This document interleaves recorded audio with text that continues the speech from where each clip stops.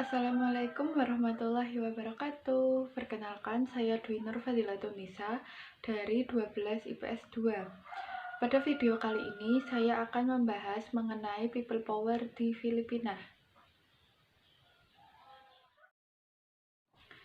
People power adalah aksi demonstrasi masyarakat Filipina yang bertujuan untuk menggulingkan kekuasaan presiden secara paksa.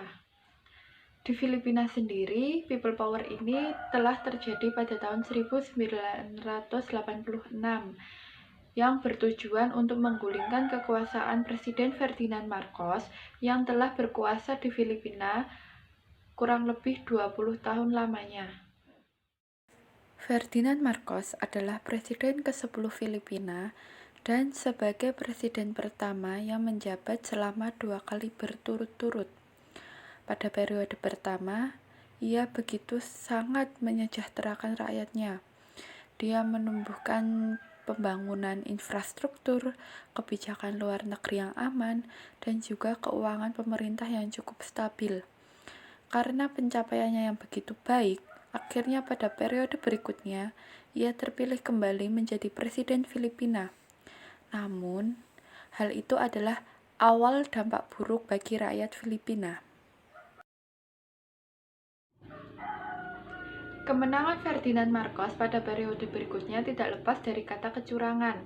Hal ini karena pemerintahan pada masa Ferdinand Marcos terlalu banyak memakan anggaran. Dikarenakan pada pemilihan Ferdinand Marcos terbukti membeli banyak suara.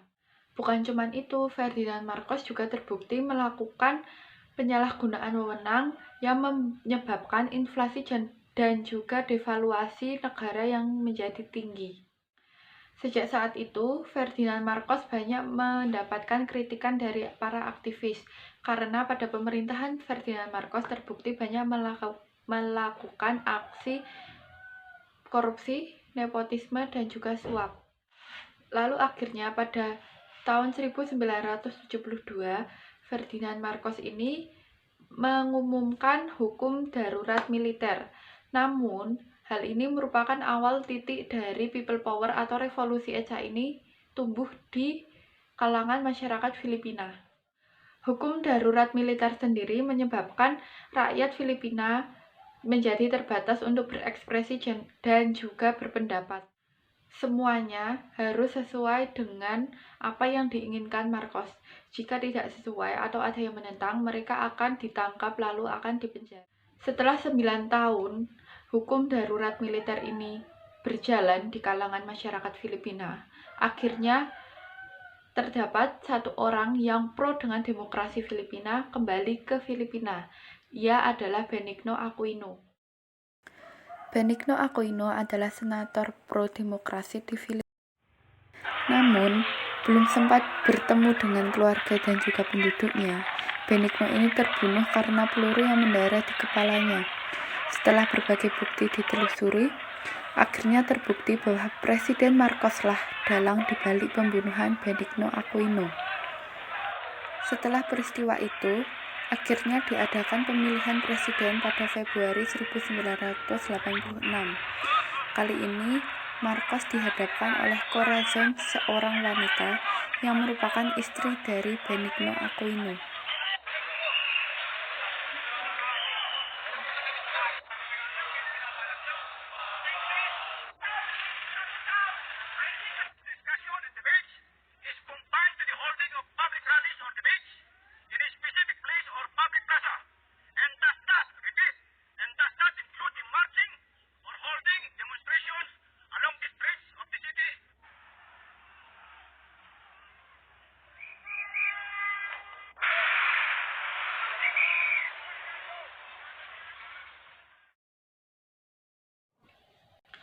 Jawabannya adalah Ferdinand Marcos dikarenakan Ferdinand Marcos menggantikan 30 anggota KPU dengan anggota suruhannya pada saat perhitungan suara.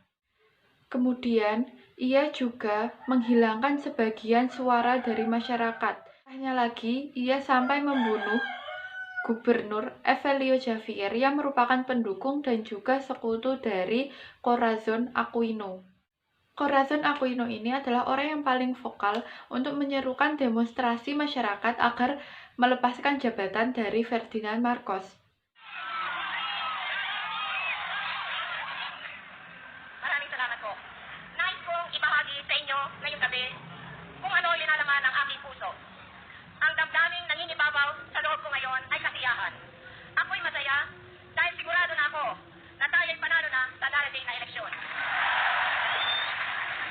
Karena aksinya tersebut, ia akhirnya mendapat banyak dukungan dari para orang-orang penting seperti pastor gereja, menteri pertahanan, staf wakil AB, dan juga tentara pemerintahan. Nah, pada 25 Februari 1986, Ferdinand Marcos ini turun dari jabatannya. Ia kemudian pergi mengungsi, membawa para sekutunya dan juga keluarganya pergi ke Amerika Serikat.